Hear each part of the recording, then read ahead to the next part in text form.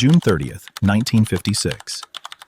Two passenger airliners met over the Grand Canyon at roughly 21,000 feet. There was no storm, no warning, just a collision in clear air, and then a long, unstoppable descent into rock and distance. 128 people died, and when rescuers tried to reach the wreckage, they ran into the same truth that appears again and again in the canyon's history. Once something falls here, reaching it is never easy. The Grand Canyon is often introduced as a view, something you stand before, photograph, and leave behind. But the canyon has another identity, older than tourism. It is a landscape built to separate people from what they lose. Its scale turns small mistakes into long recoveries. It turns single moments into months of investigation. And sometimes it turns tragedy into a headline that feels impossible until you learn the names. Tonight's story is not a single incident. It's a timeline, a history of falls into the Grand Canyon, from the early South Rim frontier years to a disaster that fell from the sky in 1956, to modern rim and trail tragedies where park statements read like warnings written too late. Long before the Grand Canyon was managed like a modern destination, with maintained overlooks, shuttle routes, railings, and rapid helicopter response, this area was a working frontier. Prospectors moved through it, guides lived near it. Small communities formed on the South Rim. In that era, falls and slides were not rare curiosities. They were part of the risk of being there at all. One early, well-documented death tied to this period is William Henry Ashurst, a Flagstaff resident and canyon prospector. In 1901, Ashurst was killed in a landslide near the Colorado River below what is now Grand Canyon Village. Accounts place his burial near the slide and connect him to the early cemetery tradition on the South Rim. This isn't included as a dramatic opening or a legend. It matters because it frames the baseline. The canyon did not become dangerous because tourists arrived. Tourism simply brought more people to the edge of an already unforgiving place. By the mid-20th century, the Grand Canyon had become a national icon. Millions visited the rim, and increasingly, people wanted to see it from above. On the morning of June 30th, 1956, two flights left Los Angeles on transcontinental routes. TWA Flight 2, a Lockheed L-1049, Super Constellation, United Airlines Flight 718, a Douglas DC-7. The air traffic environment of the 1950s was still evolving. Radar coverage and separation systems were not what they are today, and some routing depended heavily on procedures and visual navigation. Over the Grand Canyon, the two aircraft collided. The impact tore through airframes built for speed, not for survival after contact. One aircraft struck terrain. The other broke apart and fell into the canyon. There were no survivors. Recovery was a story of its own, teams dealing with heat, wind, sheer walls, and distance. This was not a crash beside a highway. It was wreckage scattered across a place that does not offer easy roads. And the public reaction to the disaster helped accelerate modernization in U.S. air traffic control. In that sense, the crash became both a mass casualty event and a catalyst for safety reform. It also became the canyon's most haunting reminder that falls here are not only about the rim. Sometimes, an entire era falls in. After 1956, the canyon's fatal stories continued, but most did not involve aircraft. They involved something quieter. Modern rim incidents tend to begin in familiar ways. A visitor steps off a designated path to get closer. Someone climbs or leans beyond a barrier. Loose gravel shifts underfoot. A crowd movement, a gust of wind, or a distraction changes balance at the wrong moment. The park builds railings and designated viewpoints to reduce risk. But railings don't erase risk.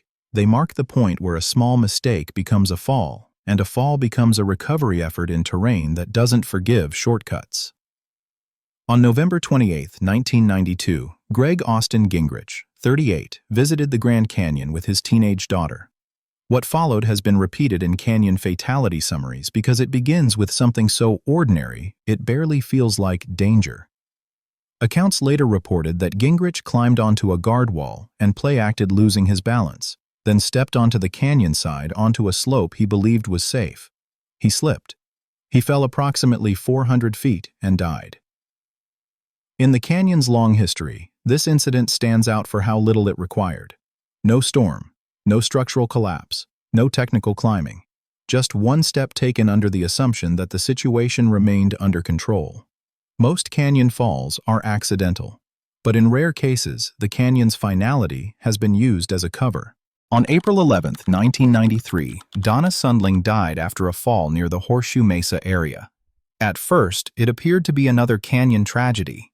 Later, investigators concluded it was not. Her husband, Robert Spangler, was ultimately convicted after a broader investigation into multiple deaths connected to his family history. This case belongs in the timeline because it shows how a place like this can complicate truth. When someone falls here, the canyon can delay answers. And delay, whether caused by terrain, weather, or distance, changes what evidence remains. Not every fall into the Grand Canyon begins with a slip. In June 2004, a sightseeing helicopter was returning from a tour over Grand Canyon National Park. A 25-year-old Illinois man, identified in reporting as Timothy George Clam, removed his seatbelt, opened a door, and jumped. Officials described it as an apparent suicide. Reports placed the fall at roughly 4,000 feet, with recovery in steep terrain. It's a stark entry in this history because it combines the modern canyon, tourism, aircraft, the promise of a controlled experience, with an outcome that no procedure can soften. The canyon's scale doesn't make a decision like that more dramatic. It makes it absolute. Today, the Grand Canyon receives millions of visitors a year. In the modern era, many fatal falls occur near famous, high-traffic viewpoints, places designed for access and visibility. They are also places where people underestimate how quickly stable ground can become open space. On July 3, 2018, at Mather Point on the South Rim, Andre Previn, 24, climbed over a railing and fell. Reporting described the fall as approximately 500 feet. Mather Point is one of the first places many visitors see. It is close, accessible, and crowded, conditions that can make the edge feel less serious than it is. On April 3, 2019, Michael Obrich, 67, fell to his death east of the Yavapai Geology Museum area. Authorities described the death as accidental. That word appears often in canyon reports. It doesn't mean minor. It means no criminal act was found, only a fall in a place where falls don't allow recovery. On July 3, 2020, Maria A. Salgado Lopez, 59, fell from the South Rim west of Mather Point. Reporting placed her roughly 100 feet below the rim. Again, the details are brief because the event itself is brief. The canyon does not require a long story to produce a fatal result. On December 15, 2020, Jaquan Carter, 23, fell approximately 80 feet from the South Kaibab Trail while day hiking. This was not a rim incident. It's included because it shows another pattern: danger beside the path. In the canyon, the edge is not always a dramatic viewpoint. Sometimes it's a few steps away from where you assumed the trail would remain forgiving. Not every fall becomes a death. On August 8, 2023, at Bright Angel Point on the North Rim, Wyatt Kaufman, 13, slipped and fell an estimated 70 to 100 feet. He survived after a technical rescue, but suffered serious injuries. Survival cases are rare reminders of margin. The difference between a rescue and a recovery can be measured in a few feet, a single grip, one stable foothold. On July 31, 2024, near Pipe Creek Overlook, Abel Joseph Mejia, 20, fell about 400 feet. Park statements following the incident emphasized staying on designated trails, remaining behind barriers, and keeping a safe distance from the rim. Over more than a century, the documented record points to practical causes. In the early years, it was the hazards of a frontier landscape, slides, and remote terrain. In 1956, it was a system failure in an era of evolving aviation control. In modern decades, it is most often balance, barriers, footing, and proximity, sometimes complicated by crowd behavior, wind, and the false confidence created by easy access. And in rare cases, it is something darker, a staged fall, or a deliberate act. There is no need for folklore to explain this history.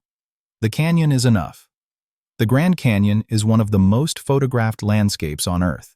That familiarity can make it feel safe. The timeline says otherwise. From William Henry Ashurst in 1901 to the 1956 mid-air collision that killed 128, to documented rim and trail incidents in the last decade, these cases show the same constant. When distance is this extreme, consequences arrive fast. If you visit the canyon, the most important rule is still the simplest. Stay on designated paths and behind barriers, because in some places, a mistake doesn't come with a second chance. If you want more documentary history like this, disasters, investigations, and the human stories inside them, there are more videos waiting on the channel. Thank you for watching.